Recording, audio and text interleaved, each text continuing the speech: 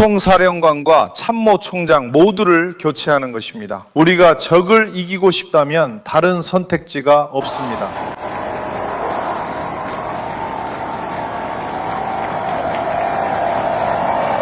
사람들의 문제는 나가고 싶어 했다는 점입니다. 맞아요. 표도로프와 시르스키 사이의 갈등이 극에 달했습니다. 젤렌스키는 결국 우크라이나 국방장관을 해임했고 우크라이나군 총사령관 시르스키가 사실상 그에게 최후 통첩을 내렸다는 것을 인정했습니다. 즉, 군이냐 아니면 표도로프 장관이냐는 선택이었습니다. 그리고 젤렌스키는 기술적인 장관이 아니라 결국 시르스키를 선택했습니다. 시르스키는 스켈랴 연대를 직접 지휘하고 있는데 이 부대는 최근 한 달 동안 우크라이나군에서 가장 큰 논란을 일으킨 사건들과 연관되어 있습니다. 오늘 7월 16일 우크라이나 전역의 수십 개 도시에서 표도로프를 지지하는 시위가 벌어졌습니다. 100여 명의 사람들이 젤렌스키 대통령 사무실과 키예프의 프랑카 극장 앞에 모여 국방장관을 지지하는 피켓을 들고 시위를 벌였습니다. 동원령에 반대하거나 교통요금, 수도요금 인상에 반대하는 것이 아닙니다. 미하일 표도로프를 지지하기 위해서입니다. 즉, 우크라이나가 이 전쟁에서 주도권을 잡았다고 모두가 인정하는 그 시기에 있었던 사람, 바로 그 사람을 말하는 겁니다. 그리고 우리도 러시아에 대한 수많은 장거리 타격, 크림 봉쇄, 흑해와 아조프해에서 러시아 연방의 그림자 함대를 사냥하는 것에 대해 많이 논의했습니다. 이 모든 것은 부분적으로 표도로프의 공로이지만 그는 해임당했습니다. 그리고 젤렌스키가 뭐라고 답했는지 아세요? 그는 사람들이 하고 싶은 대로 하라고 했습니다. 시위하고 싶으면 하라. 그것이 우리 민주주의라고 했습니다. 그게 전부입니다. 오늘 우리는 이 이야기를 자세히 살펴보려 합니다. 겉보기보다 훨씬 더 깊은 이 이야기에서 미하일 표도로프가 왜 해임당했는지 알아보겠습니다. 그가 자신의 브리핑에서 뭐라고 말했는지 아세요? 그는 대통령실에서 분명히 머리를 감쌀 만한 이야기를 했습니다. 예를 들어 표도로프는 동원 문제는 전혀 징집센터에 있는 것이 아니라 현장에서 우크라이나군 지휘부가 하는 일에 있다고 직접적으로 밝혔습니다. 그는 부패 세력에 길들여진 이 체제에 대해 이야기했고 시르스키와 우크라이나군 전체 참모진과의 공개적인 갈등에 대해서도 언급했습니다. 그런데 어떻게 해서 시르스키가 대통령에게 최후 통첩을 하게 된 것인지 짚어보자. 그리고 가장 중요한 것은 이 모든 일에서 돈과 방위 계약, 그리고 페도로프가 최소 70억 달러의 예산에서 밀어낸 바로 그 친구들이 어떤 역할을 했는지입니다. 이 숫자가 어디서 나왔는지도 함께 이야기해 보겠습니다. 서방 언론은 우크라이나의 많은 이들과 달리 사물을 있는 그대로 부르며 오늘 우리는 그들의 평가도 함께 살펴보겠습니다. 오늘 방송은 길어질 예정이니 편하게 앉으세요. 시작하겠습니다. 제 이름은 알렉세이 패치입니다. 이 주제에 대해 함께 이야기하죠. 시작 전에 채널 구독, 좋아요, 댓글 남겨주시면 감사하겠습니다. 그럼 이해를 돕기 위해 연대기부터 시작해보겠습니다. 이미 5월에도 젤렌스키가 미하일 페도로프를 해임할 계획이라는 첫 내부 제보가 나오기 시작했습니다. 하지만 그때는 거의 아무도 믿지 않았고 이런 이야기를 공개적으로 한 사람들은 뭐라고 불렸을까요? 당연히 배신자라고 불렸죠. 하지만 7월 12일이 되자 젤렌스키는 갑자기 정부 전체를 개편한다고 발표합니다. 스베리덴코 총리가 물러나고 그녀와 함께 자동으로 모든 내각 장관들도 물러나야 합니다. 공식적인 이유는 개편입니다. 전략 개편이지만 같은 날 소식통들은 국방장관 페도로프가 새 정부에서 자리를 얻지 못할 수도 있다고 전합니다. 그리고 사실상 그의 해임을 위해 전체 내각 개편을 계획한 것이죠. 국방장관만을 겨냥하는 것이 두려웠기 때문입니다. 7월 15일 이 모든 것이 확인되고 젤렌스키가 새 내각의 페도로프를 다시 지명하지 않을 것이라는 발표가 나옵니다. 그 대신 국방부 장관 자리를 이고르 클리멘코에게 맡기자는 제안이 나옵니다. 그는 내무부 장관이자 전직 국가경찰청장이었습니다. 페도로프는 그 즉시 작별 인사를 올리며 이렇게 말합니다.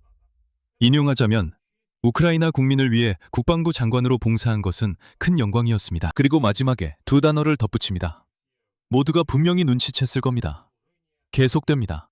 이 순간 페도로프의 모든 지지자들은 무슨 일이 일어나고 있는지 완벽하게 이해했고 국방부 장관을 공개적으로 지지하기 시작했습니다. 거기서 국민의 종 소속 한 의원은 만약 페도로프가 정말 해임된다면 자신도 의원직을 사퇴하겠다고까지 했습니다. 7월 16일 우크라이나는 아침에 일어나 거리로 나섭니다. 중요한 것은 그 이유를 이해하는 것입니다. 페도로프는 단순한 관료가 아니기 때문입니다. 그리고 페도로프가 말했듯이 사람들이 시위에 나선 건 그를 지지해서가 아니라 성과를 내기 시작한 개혁을 지지하기 위해서였습니다. 그리고 오늘 파이낸셜 타임즈는 그의 사임을 우크라이나의 군사적 노력을 약화시킬 수 있는 가장 중요한 인사이동이라고 평가했습니다. 여러분이 직접 판단해보세요. 페도로프가 장관직에 있던 6개월 동안 무엇을 해냈는지, 러시아 군을 위한 스타링크 차단, 전문가들의 평가와 군인들의 인정에 따르면 이 조치는 러시아군의 지휘 체계를 완전히 혼란에 빠뜨렸고 드론이 도시를 공격하지 못하게 만들었습니다. 크림반도의 물류 봉쇄, 즉 반도가 사실상 고립되었습니다. 현재 보급이 끊기면서 그곳의 에너지 시스템이 무너졌습니다. 그리고 러시아 정유 공장들을 겨냥한 장거리 공격 캠페인이 이어졌고 이로 인해 러시아는 연료 위기와 경제 붕괴의 시작을 맞이하게 되었습니다. 두 번의 아산 작전이 있었습니다. 이것은 드론을 이용한 번개 작전으로 포브스에 따르면 반년 동안 러시아의 기갑 및 공격 부대의 진격을 사실상 멈춰 세웠다고 합니다. 무인기 요격률이 83%에서 91%, 94%로 올랐습니다. 순항 미사일 요격률이 47%에서 87%로 증가했습니다. 네, 탄도미사일에는 문제가 있지만 그것도 해결되고 있습니다. 계속하겠습니다. 연간 1000만 대의 무인기 생산. 파트너들과 47건의 드론 관련 계약이 체결되었습니다. 그리고 여러분도 기억하시겠지만 그는 막 군복무 개혁안을 발표했습니다. 그런데 이 사람을 해임하는 겁니다. 그것도 전쟁 한가운데서 말이죠. 게다가 성과가 최고조에 달했을 때입니다. 그러니까 그가 계획한 모든 것을 이미 이뤘다고 말할 수도 없습니다. 대체 왜 해임됐는지 오늘 온 나라가 그 질문을 던졌습니다. 공식적인 해임 사유는 젤렌스키가 처음으로 국민의 종 당 의원들과의 비공개 회의에서 밝혔습니다. 이유는 페도로프와 우크라이나군 총사령관 올렉산드르 시르스키 사이에 구조적이고 해결 불가능한 갈등입니다. 나중에 페도로프도 이를 공개적으로 인정했습니다. 이제 한 의원이 전한 대통령의 직접 인용문을 말씀드리겠습니다. 그들은 서로 다른 세계에 있습니다. 미샤 페도로프는 모든 것을 디지털화하며 기술 중심 시스템을 원하지만 군인들은 그저 자신들의 말을 들어주길 원합니다. 그들은 특정 무기 종류를 구매해달라고 요청하지만 그는 거절하고 다른 분야의 자금을 지원합니다. 그들은 더는 서로의 말을 듣지 않았습니다. 상황의 부조리함을 보여주는 또 다른 세부 사항이 있습니다. 다시 볼로디미르 젤렌스키의 말입니다. 말도 안 되는 상황이 벌어졌습니다. 시르스키가 와서 페도로프는 특정 작전에 아무것도 할당하지 않는다고 했습니다. 그 다음에는 페도로프가 와서 대답했습니다. 우리는 모든 것을 할당했습니다. 단지 그것을 잘못 사용하고 있습니다. 필요하지 않은 곳에서 필요하지 않은 방식으로 사용하고 있습니다. 그리고 이런 식으로 계속 반복됐습니다. 그러니까 여기서 바로 짚고 넘어가겠습니다. 알렉산드르 시르스키가 대통령에게 와서 직접 불평했습니다. 페도로프가 자신이 요청한 것과 전혀 다른 것을 구매하고 있다고 주장했다는 말이죠. 나중에 페도로프는 우크라이나군 총참모부가 종종 특정 제조업체에서 같은 탄약을 구매해달라고 요청했다고 밝혔습니다. 그리고 그동안 국방부는 무슨 입찰 같은 걸 진행하고 있었습니다. 군인들은 그것을 별로 좋아하지 않았다고 합니다. 제가 어떤 결론도 내리지는 않겠지만 특정 공급업체에서 구매하는 것이 항상 품질 때문만은 아니고 때로는 담합 때문이기도 합니다. 그리고 이제 가장 흥미로운 부분은 바로 그 슬루가 나로다 소속 의원과의 비공개 만남에서 나온 대통령의 고백입니다. 젤렌스키 대통령은 사실상 페도로프와 시르스키 둘 다 해임해야 한다고 밝혔지만 지금은 동시에 그렇게 할 수 없다고 말했습니다.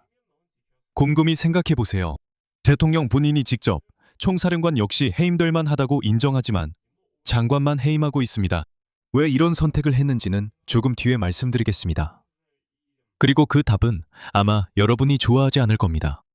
슬루기 나로다 의원이 비공개 회의에서 상황을 설명했습니다. 다음은 그의 인용문입니다. 대통령이 이 이야기를 하는 것이 매우 힘들어 보였습니다. 그는 거의 10분 동안 말 한마디를 힘겹게 짜내며 표현을 고르고 자신의 결정을 설명하려고 애썼습니다. 다음날 공개적으로 젤렌스키는 이렇게 말했습니다.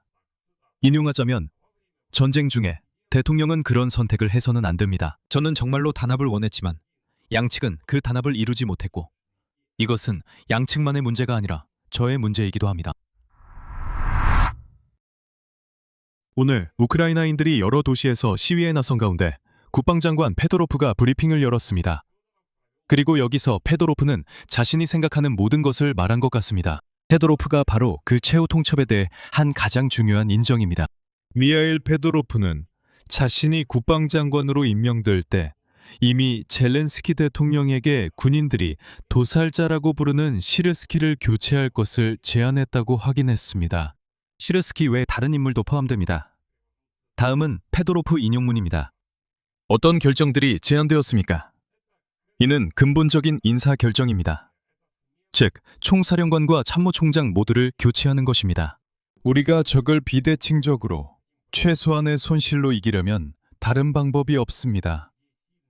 강한 리더와 지휘관들이 성장할 수 있어야지 그들이 계속 도태되어서는 안 됩니다. 젤렌스키는 교체를 지지하지 않고 시르스키를 신뢰했습니다. 그의 말에 따르면 표도로프도 결정했습니다. 인용하자면 대통령이 시르스키를 해임할 계획이 없다고 말했을 때 그것은 최고사령관으로서 그의 결정이었습니다. 저는 동의했고 그와 함께 일하는 법을 배울 준비가 되어 있었습니다. 즉, 표도로프는 최후 통첩을 하지 않았고 현재 조합에서 일하기로 동의했다는 겁니다. 즉, 시르스키라면 그와 함께 일해야 한다는 겁니다. 다음이 핵심입니다. 다시 표도로프의 인용입니다. 하지만 우리는 우리의 모든 이니셔티브가 완전히 차단되는 상황에 직면했습니다. 표도로프는 시르스키가 어떤 문제든 공개적으로 얼굴을 맞대고 논의할 준비가 없었다고 했습니다. 하지만 인용하자면 그는 음모를 꾸미고 사주된 캠페인에 대한 소문을 퍼뜨리며 분열을 조장할 준비는 되어 있었습니다. 그리고 이 이야기의 결말을 표도로프는 한 문장으로 정리했습니다. 인용하자면 결국 총사령관이 대통령에게 최후 통첩을 했지만 개인적으로 저는 그와 계속 일할 준비가 완전히 되어 있었습니다. 바로 이겁니다. 표도로프는 직접적으로 인정합니다. 총사령관 시르스키가 대통령에게 최후 통첩을 했고 대통령은 총사령관을 선택하며 장관을 해임했습니다. 참고로 소식통들은 시르스키뿐만 아니라 시르스키의 전체 장군진이 젤렌스키에게 최후 통첩을 했다는 사실을 확인했습니다. 즉, 그들, 그러니까 군인들이거나 표도로프의 팀이거나 둘 중 하나입니다. 이 점에서 표도로프에게 경의를 표합니다. 그는 시르스키를 깎아내리거나 모욕하지 않았습니다. 그는 시르스키를 군 지휘관으로서 과소평가해선 안 된다고 분명히 말했습니다. 왜냐하면 2022년에 시르스키가 나라를 구했다고 표도로프가 밝혔기 때문입니다. 이는 치유, 하르키우 방어, 헤르손 해방 등과 같은 일들입니다. 하지만 그는 그 이후로 전쟁이 달라졌다고 덧붙였습니다. 인용하자면 우리는 더 이상 2022년에 효과가 있었던 것만으로 밀고 나갈 수 없습니다. 이는 예를 들어 국방부가 드론 전쟁이라는 개념을 추진하면서 포탄 대신 드론에 더 많은 자금을 투입한 것을 언급한 것이었습니다. 심지어 별도의 군종, 즉 무인 시스템 부대를 창설하는데 더 많은 노력이 들어갔습니다. 하지만 페도로프에 따르면 장군들은 이런 모든 것들을 달가워하지 않았습니다. 페도로프가 군대의 어떤 문제들에 대해 또 이야기했나요? 여기서도 그는 거리낌이 없었습니다. 첫 번째는 동원과 징집센터입니다. 그에게 직접적으로 물었습니다. 왜 국방장관으로서 징집사무소를 개혁하지 않았냐고요? 제가 다시 말씀드리자면 젤렌스키는 당회의에서 바로 그를 동원 개혁 실패의 책임자로 지목했습니다. 이것이 바로 해임의 형식적인 이유였다고 했죠. 하지만 실제 이유는 그게 아니었다는 걸 여러분도 기억하실 겁니다. 페도로프의 답변이 이 비난을 반박합니다. 그는 징집센터가 사실 국방장관이 아니라 직접적으로 지상군에 소속되어 있다고 말합니다.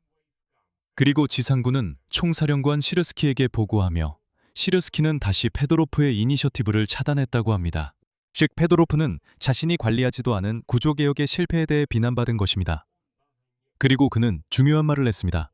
인용하자면 우리는 새로운 사회적 합의 없이는 동원 문제를 해결할 수 없습니다. 그리고 어떻게 해야 하는지 예시를 들었습니다. 독트린과 수직 구조가 구축된 제3군단 또는 전투를 희망하는 최소 2,000명의 외국인들, 이 대기 중인 하르티아. 또 다른 인용문입니다. 군대에는 자유를 주면 더 많은 일을 할 수 있는 사람들이 많이 있습니다. 결국 표도로프의 메시지는 매우 간단합니다. 군대 자체에 큰 문제가 있을 때 동원 문제를 해결할 수 없습니다. 여기서 그는 스켈리아 연대와 최근 체포된 155 여단 지휘관을 떠올렸습니다. 체포 이유는 여러분도 아실 겁니다. 그리고 그는 덩원드는 사람들이 자신들이 어디로 가는지 이해할 수 있도록 이 문제를 해결해야 한다고 말합니다. 두 번째는 군 내부의 부패입니다. 페도로프는 부패와 스캔들, 예를 들어 여단장이 얽힌 스칼라 연대 사건을 근절하기 위해 노력해야 한다고 밝혔습니다. 우크라이나 군대의 지휘부, 즉 시르스키와 참모총장 흐나토프를 교체해야 한다고 말했습니다. 그리고 세 번째로 그의 말에 따르면 국가에는 전선 상황, 손실, 각 지휘관의 성과에 대한 디지털화된 데이터가 있다고 합니다. 즉, 장군들의 효율성은 페도로프의 말이나 다른 누군가의 말이 아니라 실제 디지털화된 데이터를 통해 객관적으로 측정할 수 있다는 것입니다. 하지만 바로 이 측정을 누군가는 두려워하거나 최소한 경계하는 것처럼 보입니다. 이제는 오늘 바로 서방 언론이 보도하고 있고 우리 쪽에서도 말하자면 마지못해 언급하고 있는 돈에 관한 이야기입니다. 포브스는 이렇게 보도합니다. 페도로프가 국방부에 들어오자 대대적인 감사를 시작했고 그 결과 수십억 달러 규모의 부패 거래가 드러났습니다. 이코노미스트는 구체적인 수치를 언급합니다. 감사 결과 약 72억 달러의 초과 지출이 발견됐다고 합니다. 포브스에 따르면 페도로프는 신속하고 가차없이 행동했습니다. 이어서 페도로프의 인용문입니다. 모두에게 거짓말 탐지기 검사를 하자고 했습니다. 동의하지 않은 사람들은 즉시 해고됐습니다. 우리가 가진 것은 무엇입니까? 한 사람이 수십억 규모의 비리를 밝혀냈고 수많은 무기 재벌들을 국방 예산에서 밀어냈으며 그들의 불만이 갈등을 심화시켰고 결국 반년 만에 장군들의 최후 통첩으로 해고당했습니다. 그리고 여기서 28개월 동안 러시아 포로 생활을 했던 언론인 스타니슬라프 아세예프가 이 문제를 누구보다도 강하게 표현했습니다.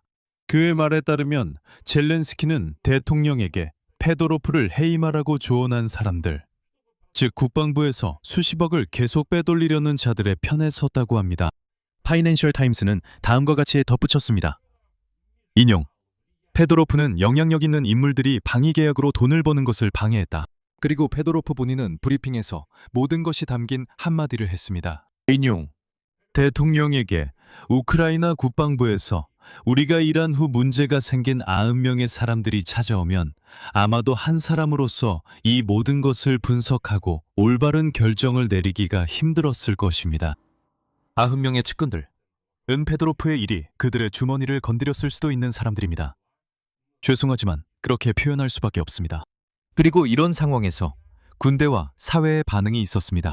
공군 부사령관인 파벨 옐리자로프 대령은 페도로프의 해임을 절대적인 악이라고 부르며 항의의 표시로 사임했습니다. 국방부 고문들도 떠났습니다. 세르게이 베스크레스노프, 전설적인 플래시, 그리고 스테르넨코가 그들입니다. 스테르넨코는 이렇게 썼습니다. 인용하자면 국가는 승리에서 훨씬 더 멀어졌다. 슬루가 나로다 소속 국민의회 의원 파트라예프는 인사정책에 동의하지 않아 의원직을 사퇴하겠다고 밝혔습니다. 국방 담당 유럽연합 집행위원 쿠빌리우스는 이번 사태가 유럽연합 전체의 큰 뜻밖의 일이라며 설명을 요구했습니다. 헤르손 행정부 소속 군인 벨코프스키는 침공이 시작된 이후 모든 국방장관 중에서 그는 최고였다고 썼습니다. 드론 제조업체들에게 보이지 않던 장벽들이 거의 즉시 사라졌습니다. 그래서 이제부터는 페도로프 대신에 국방장관이 될 사람은 아마도 전 국방장관, 내무부 장관 클리멘코일 것입니다. 클리멘코는 경찰 출신이고 체제의 사람이며 규율의 사람입니다. 하지만 결코 기술의 사람은 아닙니다. 그래서 서방 관찰자들은 이렇게 직접적으로 씁니다. 클리멘코는 장군들과 하청업체들에게 완벽하게 잘 맞는 인물입니다. 그리고 이번 방송의 마지막 소식입니다. 젤렌스키는 페도로프에게 남아달라고 제안했습니다. 그의 팀에서 어떤 고문이 되거나 스스로 다른 역할을 찾으라고 했습니다. 하지만 페도로프는 거절했습니다. 인용문입니다. 저는 장관이 되는 것이나 장관 자리에 남는 것, 자리를 찾는 것이 목표였던 적이 없습니다. 저는 7년 동안 대통령 곁에서 개혁을 해왔습니다. 대통령 측근 중 저는 그를 가장 존중하며 지금도 그렇습니다. 또한 그를 실망시킨 적도 없습니다. 대통령은 아직 시르스크 편이 아닙니다. 저는 대통령이 우크라이나 국민의 목소리를 듣고 상황이 곧 바로잡힐 것이라 확신합니다. 하지만 젤렌스키 대통령이 이미 선택한 것 같고 그 선택은 페도로프에게 불리해 보입니다. 항의에 대해 젤렌스키 대통령은 이렇게 말했습니다. 인용하자면, 저는 사회가 말하는 것을 이해하고 듣고 반응합니다. 우리는 자유와 민주주의를 위해 싸우고 있습니다. 사람들은 자신이 원하는 것을 합니다. 나가고 싶었나요? 잘한 일입니다. 페도로프는 제 팀에 남을 것이지만 그의 정확한 역할은 나중에 발표될 것입니다. 페도로프는 시위에 대해 사람들이 페도로프를 위해서가 아니라 자신들을 위해 거리로 나왔다며 지금은 자신의 이야기가 아니라고 논평했습니다. 문제의 근본에 대한 이야기이며 반드시 해결해야 합니다. 현재의 구조로는 승리할 수 없습니다. 정리하자면 전쟁 한가운데에서 가장 성과가 뛰어난 국방장관이 해임되었습니다. 그것도 대통령이 교체 대상이라고 여기는 것으로 알려진 최고 사령관 시르스키의 최후 통첩에 의해 해임된 것입니다. 참고로 페도로프가 해임된 후 시르스키는 조롱하듯이 자신의 해방작전 덕분에 이런 일이 일어났다는 식의 글을 올리기도 했습니다. 2022년 러시아군의 키예프 진격을 막았기에 페도로프가 오늘날 키예프에서 브리핑할 수 있었다는 내용이었습니다. 그리고 국방장관에게 감사 인사를 전하며 행운을 빌었습니다. 이는 일종의 조롱으로 마치 승리자의 포효 같은 태도였습니다. 그는 으르렁거리며 내가 이겼으니 이제 그만 안녕히 가라고 말했습니다. 실제로 해임된 장관은 최소 70억 달러 규모의 비리를 밝혀냈고 그 방대한 국방 예산에서 이익을 챙기던 모든 이들에게 원한을 샀던 인물입니다. 사람들이 시위에 나섰지만 대통령은 그저 그들이 원하는 대로 할 뿐이라며 잘했다, 멋지다 등으로 반응했습니다. 개인적으로 저는 페도로프가 복귀할 거라는 이야기를 별로 믿지 않습니다. 오히려 그에게 어떤 자문 역할을 만들어주고 장군들은 승리를 축하하며 모든 것이 원래대로 돌아갈 것 같습니다. 그리고 시위는 점차 잠잠해질 것입니다.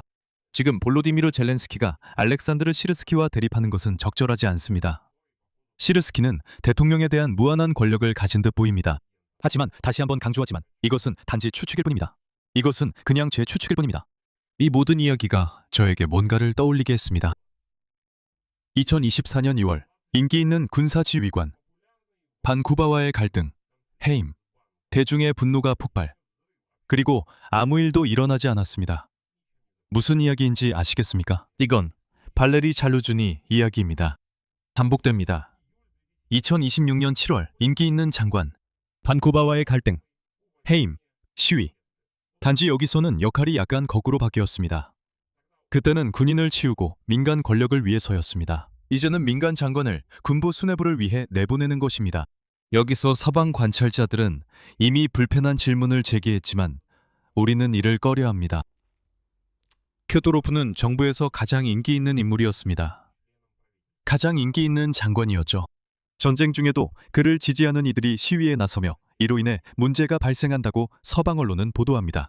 잘루주니 사건 이후의 여론조사는 사건이라고 해도 따옴표를 붙여야겠지만 대통령실에 한 가지 단순한 사실을 가르쳐 주었습니다. 독자적인 지지율을 가진 인물은 누구나 미래의 경쟁자가 될 수 있습니다. 시르스키는 스켈라 연대 스캔들 이후 동원 실패 이후로 비호감도가 높아졌기 때문에 정치적으로 안전한 인물입니다. 그리고 페도로프도 이 모든 것을 잘하는 듯 행동합니다. 그는 고문직 제안을 거절했으며 단순한 장식물이 되고 싶지 않았던 것입니다. 그는 젤렌스키를 개인적으로 공격하지 않습니다. 오히려 강조해서 말하죠. 나는 7년 동안 대통령 곁에 있었고 한 번도 그를 실망시킨 적이 없다. 나는 그의 측근 중 그를 가장 높이 평가한 사람입니다. 이것은 상처받은 관료의 언어가 아닙니다. 이것은 이미 자신의 손을 깨끗이 하고 아주 중요한 점인데 여지를 남겨두는 정치인의 언어입니다. 여기에는 곰곰이 생각해 볼 만한 점이 있다고 생각합니다. 대통령이 예전에 말했듯이 생각하세요. 여기서 말을 줄이겠습니다. 여러분의 생각을 댓글로 남겨주세요. 이제 곧 댓글이 달릴 겁니다. 어떤 분들은 저를 포로호봇, 또 어떤 분들은 젤레봇이라 할 겁니다. 또 다른 사람들은 너는 떠났으니 배신자야라고 하죠. 여전히 불만 댓글이 쏟아지고 패치, 실망했어 라는 말도 많을 겁니다. 직설적으로 말하면 패치, 실망이야라고 하실 분들께 저는 여러분을 매료시킨 적도 그게 목표였던 적도 없습니다. 저는 여러분에게 잘 보이려 한 적 없습니다. 댓글 쓰기 전 제가 실망시킨 건지 아니면 문제가 여러분에게 있는지 생각해 보세요. 여기서 말을 줄이겠습니다. 여러분의 생각과 결론을 댓글로 남겨주세요. 채널 구독도 해주시고 알림 설정도 잊지 마세요. 좋아요도 꼭 눌러주시고요. 오늘은 여기까지입니다. 건강 잘 챙기시고 모두 안녕히 계세요.